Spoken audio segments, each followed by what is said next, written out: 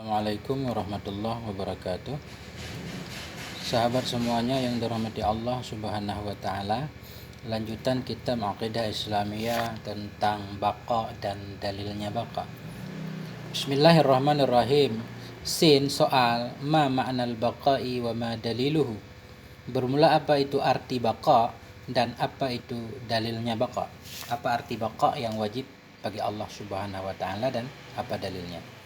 Jim jawab, maknahu annahu la akhira li wujudih. Bermula maknanya baqa itu bahwa sungguhnya Allah itu la akhira lahu, tidak ada la akhira, tidak ada akhir li wujudihi bagi wujudnya Allah. Tidak ada akhir bagi keberadaannya Allah. Jadi arti baqa itu kekal, abadan abadi, Allah akan ada seterusnya. Allah itu enggak pernah berakhir. Sebagaimana kemarin telah sebut dalilnya bahwa Allah itu qidam, terdahulu dari segalanya. Allah jadi sumber segala yang ada. Nah, ini baqa artinya Allah akan ada selamanya. Ketika yang lain tidak ada, Allah tetap akan ada. Jadi arti baqa itu kekal. Wa daliluhu annahu law kana faniyan lakana hadisan wa hadza batilun. Bermula dalilnya baqa itu annahu bahwa sungguhnya Allah laukana, jikalau adanya Allah itu fanian, yang fana, yang hancur binasa, lakana hadisan, sungguh adanya Allah itu baharu, wa hadza batilun, dan bermula ini Allah baharu itu batil. Dalilnya begini, jikalau kita mengatakan Allah itu fana, Allah itu akan berakhir, berarti Allah baharu. Kenapa kalau berakhir baharu? Karena segala yang baharu itu mesti ada akhirnya. Segala yang berakhir pasti itu tanda baharu. Setiap yang lahir pasti akan mati. Setiap yang ada awal pasti ada akhir. Jadi kita bilang Allah berakhir, itu berarti Allah baharu. Sementara Allah baharu itu mustahil. Kenapa mustahil? Karena kemarin Allah itu sudah sebut dalilnya Allah itu nggak mungkin baharu. Dalilnya apa kemarin? Adanya alam ini. Mesti alam ini yang ada harus ada penciptanya. Siapa pencipta Allah? Kalau Allah itu baharu, timbul pertanyaan. Terus alam ini siapa yang menciptakan? Oh, kita bilang alam ini ada dengan sendirinya. Itu mustahil, nggak bisa diterima oleh akal. Karena yang bisa dicerna oleh akal, kita lihat pengalaman kehidupan sehari-hari, semua benda itu nggak ada yang terjadi dengan sendirinya. Pasti semuanya ada yang membuatnya. Nah, karena itu wajib sebut bahwa Allah itu terdahulu dari segalanya. Nah, sesuatu yang tidak ada awal itu pasti tidak ada akhirnya. Makanya tidak ada yang kekal abadi selain Allah Subhanahu wa taala. Setiap yang butuh kepada makan, butuh kepada minum, itu pasti dia akan berakhir. Setiap yang yang ada awalnya pasti ada akhirnya.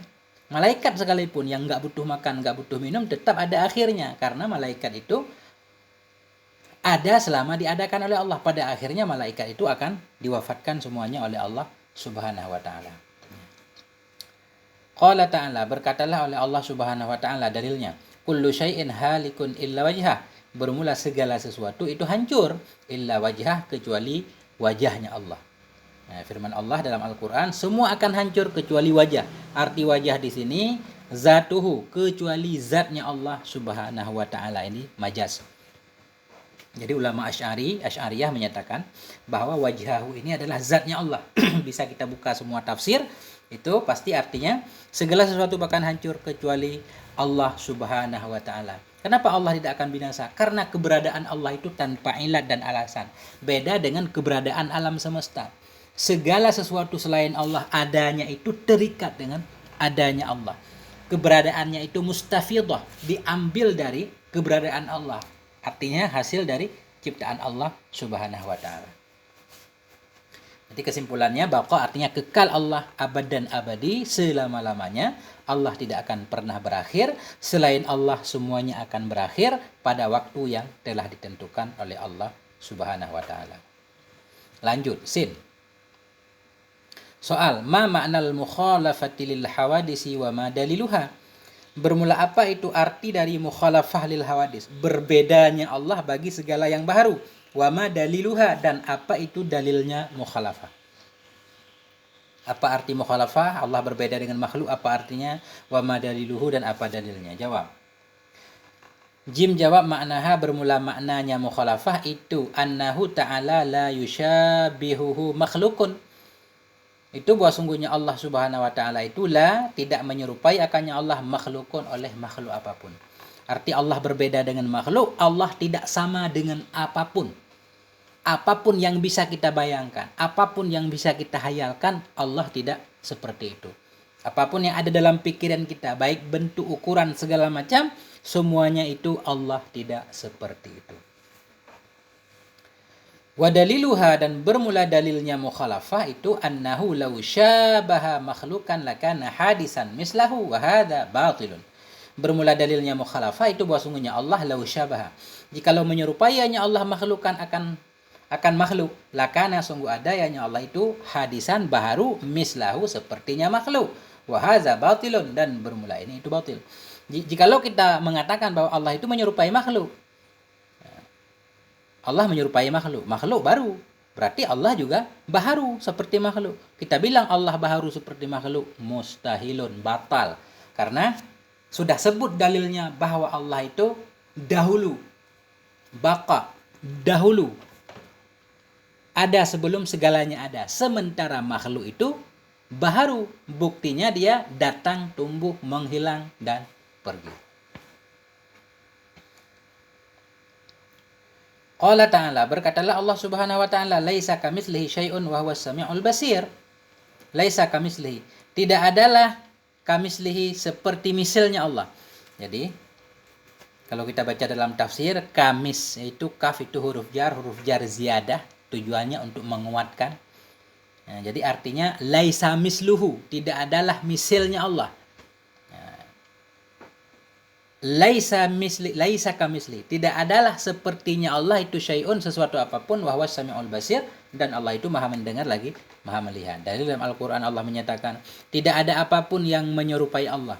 Allah tidak menyerupai apapun, dan tidak ada apapun dari makhluk yang menyerupai Allah Subhanahu wa taala. Nah, kesimpulannya, apapun yang kita pikirkan, apapun yang kita bayangkan tentang Allah, Allah tidak seperti itu. Jadi kalau makhluk butuh tempat, Allah tidak butuh tempat. Kalau makhluk butuh makan, Allah enggak butuh makan. Kalau makhluk itu lemah, tak berdaya, Allah maha kuat. Makhluk ini pelupa, Allah itu enggak pelupa. Dan seterusnya. Jadi makhluk berbeda dengan Allah, Allah berbeda dengan makhluk. Karena itu setiap ayat yang mengindikasikan seolah-olah Allah itu punya anggota badan, itu dalam madhab Asy'ari semuanya wajib ditakwilkan. Misalkan firman Allah tentang menciptakan Nabi Adam, ma mana'ta an tasjuda lima khalaqta biyadi, apa yang menghalangimu hai iblis untuk sujud kepada Adam yang aku ciptakan dengan tanganku, arti tanganku kekuasaanku. Dan seterusnya.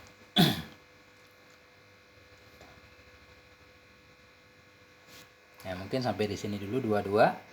Nanti lanjut soal ma ma'nal qiyami binafsihi wa ma daliluhu, apa itu arti qiyam binafsih dan apa dalilnya. Itu di halaman selanjutnya. Ini kitab saya foto, jadi ya harus begini. Terima kasih, semoga ada manfaatnya. Wassalamualaikum warahmatullahi wabarakatuh.